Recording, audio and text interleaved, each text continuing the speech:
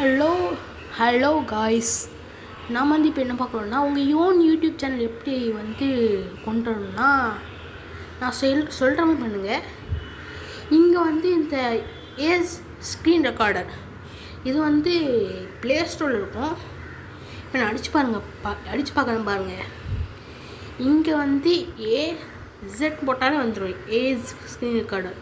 இங்கே இந்த செகண்டாக உள்ளது மட்டும் பாருங்கள். இது ஓப்பன் பண்ணிங்கன்னா இப்போ தான் காமிக்கும். இதில் நீங்கள் ரெக்கார்ட் பண்ணிக்கலாம் உங்கள் வீடியோஸை. அவங்களே கொடுத்துருவாங்க எப்படி ரெக்கார்ட் பண்ணணுன்னு. இப்போ அவங்க கொடுத்த உடனே நீங்கள் என்ன செய்யணுன்னா, அவங்க கொடுத்த உடனே நீங்கள் ஒரு வீடியோ ரெக்கார்ட் பண்ணுறீங்க. இப்போ ஒரு கேம் சம்மந்தப்பட்டதை எடுத்துக்கிறீங்க. அந்த மாதிரி நான் காட்டுறது 1, 2, 3 நாள் தான் கேம்ஸு. ChatGPT இது வேண்டாம். அது மட்டும் இல்லாமல் இன்னொரு இது ஓப்பன் பண்ணுங்கள், YT ஸ்டுடியோ. இப்போ இங்கே எடுத்தது என்ன செய்யணும்னா, இது இருக்கா, இது ஷேர் அண்ட் யூடியூப் இருக்கணும். இது ஷேர் கொடுத்துட்டு யூடியூப் போட்டுட்டு அது ஃபஸ்ட் ஒன்க்கு அப்லோடுன்னு காமிக்கும். அப்லோட் கொடுத்துட்டு நீங்கள் என்ன செய்யணும், என்ன செய்யணும்னா யூடியூப்பில் வரும்.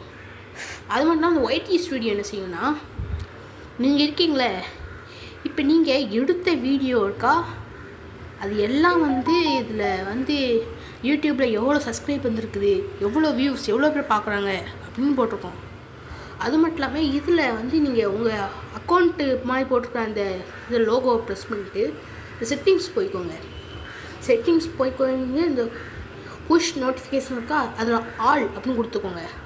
ஆல் கொடுத்தோடனே அது மட்டும் இல்லாமல் என்ன செய்யணும்னா, நீங்கள் வெளில போய்க்கோங்க.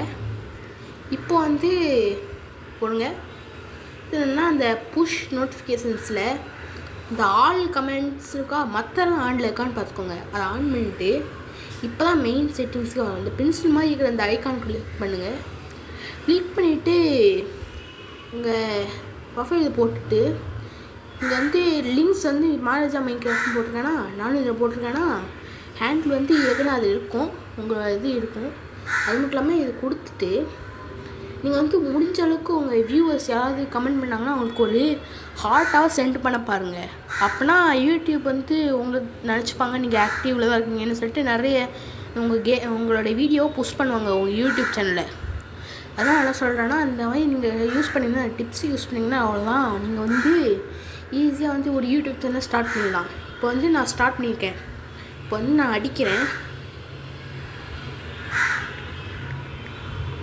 மாரி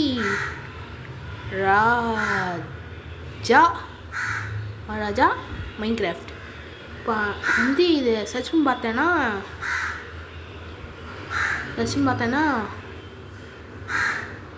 உங்கள் லோகோ அது வரும், ஏதாவது வரும்.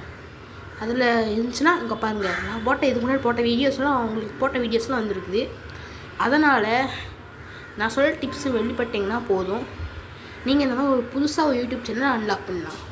ஓகே, பாய்.